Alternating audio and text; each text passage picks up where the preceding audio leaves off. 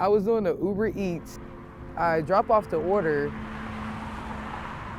Her house was the same house that my mom left me in when I was a young child. And I just sat there and I cried. You know, why did she leave us? Living in a tent in the woods was, you know, a lot for me. I think that was like the hardest, me being homeless, is like being in the woods. It's like, you know, like you're a kid, you know, you're a kid and like you have a responsibility of an adult to figure things out. There's nobody to help you along the way. I've been suicidal.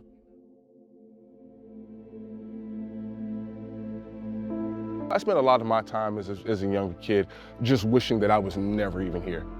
Single mother, money was always tight. I don't feel like she cared. You're telling me one thing as my parent, but all your actions are showing me, hey, listen, I'm going out to party. And I didn't feel comfortable, I didn't feel safe, and I had a hard time explaining these things to her because I'm a child.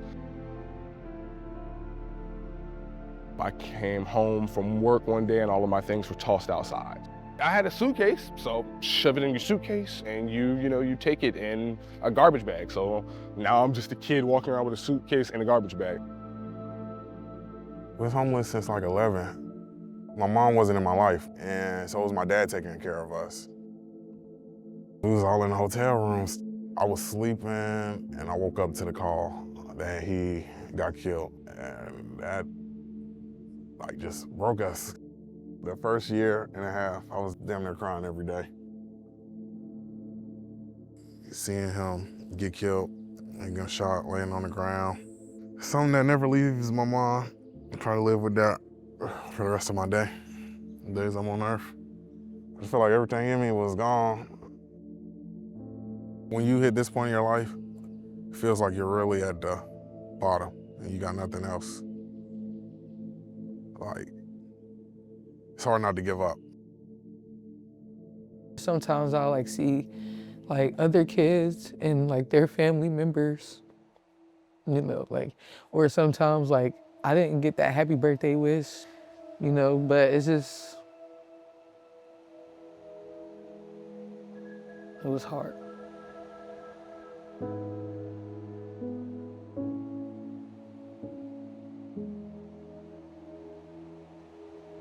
Like coming here at the relatives, just, I honestly say like, if it wasn't for the relatives, I wouldn't know where I would be. I always say that.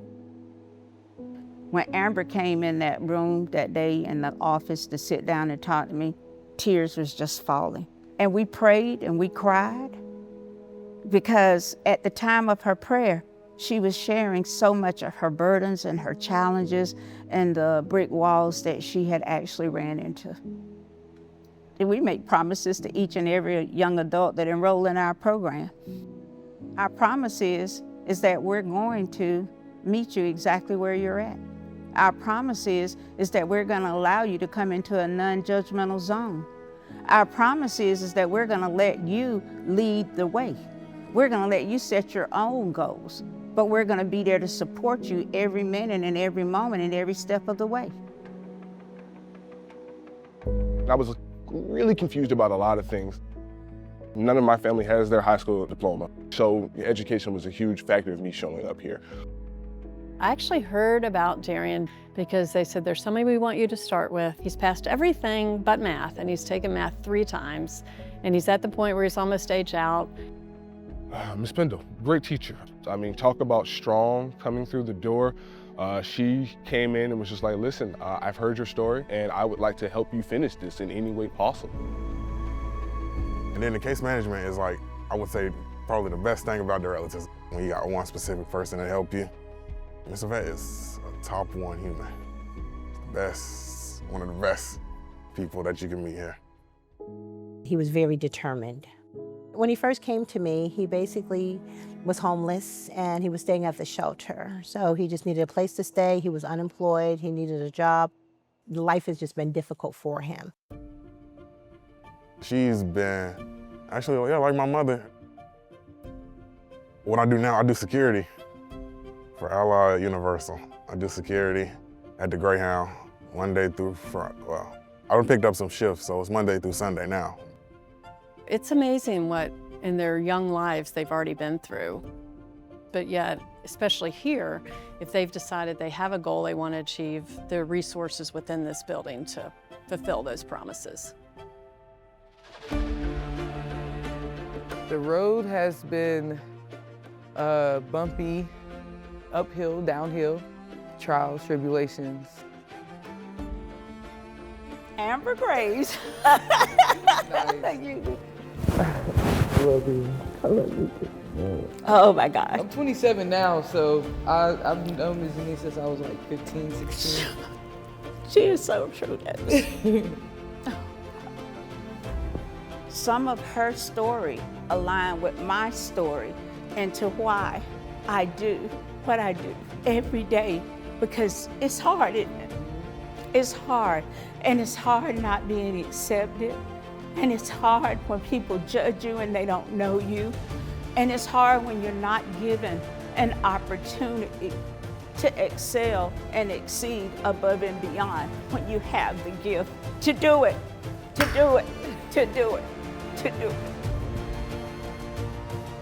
I'm a board member with the Relatives now. Something that a volunteer did for me, I am now that volunteer doing something for another person. Stand up, please. Move the tassel from the right to the left, indicating your graduation and completion of your degree.